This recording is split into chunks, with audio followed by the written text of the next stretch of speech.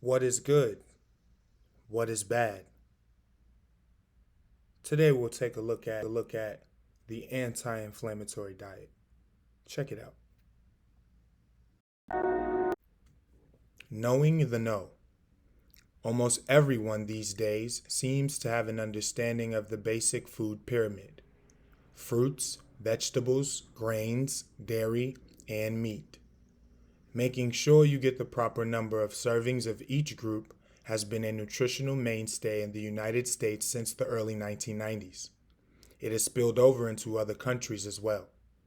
For people fighting inflammation, not only can following the basic food guidelines be inadequate, but it also can aid inflammation, contributing to problems such as diabetes, heart disease, and even certain cancers.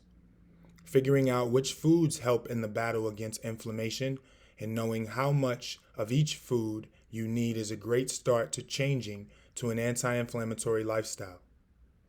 This lifestyle can not only improve how you feel now, but also help you make great strides in your overall health. In this section, we will guide you through the basic food pyramid and the USDA's new plate image, and the best adjustments you can make to change your menu from one that aids in inflammation to one that fights it. Reminder: this anti-inflammatory diet is not designed to help you lose weight. Although weight loss is a good possibility because inflammation influences your weight, this diet is something that you should consider long term. Committing to this diet is telling yourself that you want to do what you can to get and stay healthy.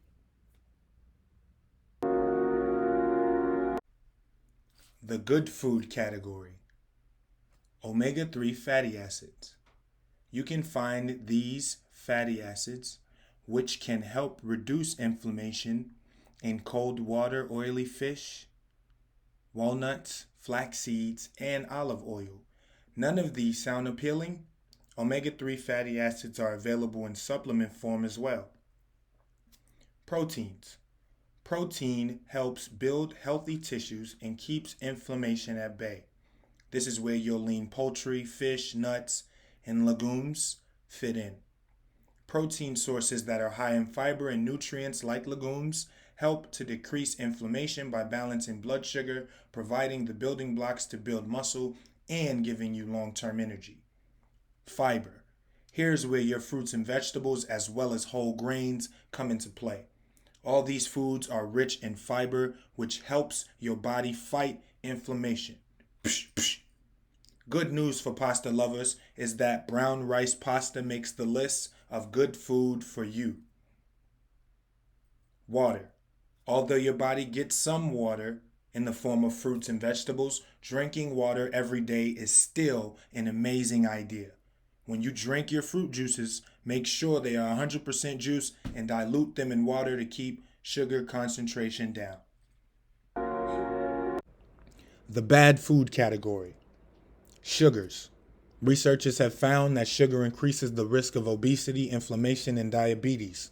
Look instead for natural sweeteners such as honey, agave nectar, pure maple syrup, brown rice syrup, or stevia.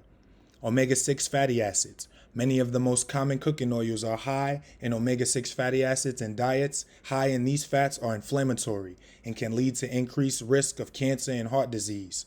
Reach for the extra virgin olive oil instead. Trans unsaturated fats. Trans fats for a long time appeared in most fast foods, fried foods, and in commercial baked goods. They do the opposite of what they should.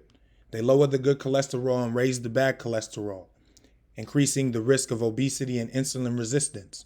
Many food producers have reformulated recipes so trans fat isn't as plentiful, but these are bad fats still out there, so be sure to read food labels carefully. Dairy produce.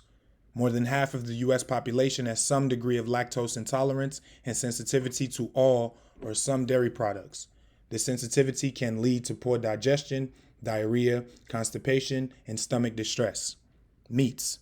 Particularly avoid meats from feedlot-fed animals, red meats, processed meats, which you find the most in supermarkets and restaurants. These meats are high in omega-6 fatty acids, and processed meats have been smoked, cured, or otherwise treated with chemicals. Smoking meats create nitrosamines, which have been linked to intestinal and breast cancer. Curing isn't as bad unless it involves using preservatives, but it may involve soaking in a salt brine.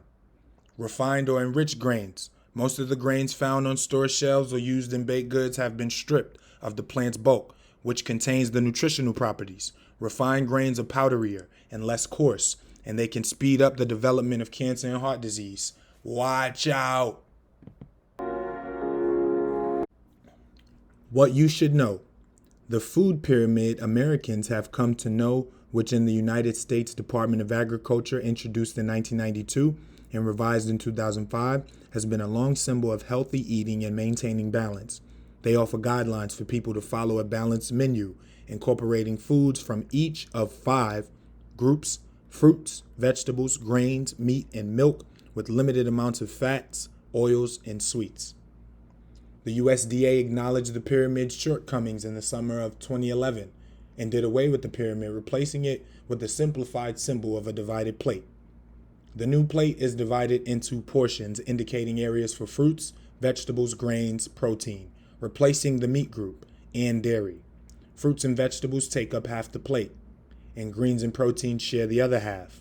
Dairy is located where a glass would be on a place setting, as pictured.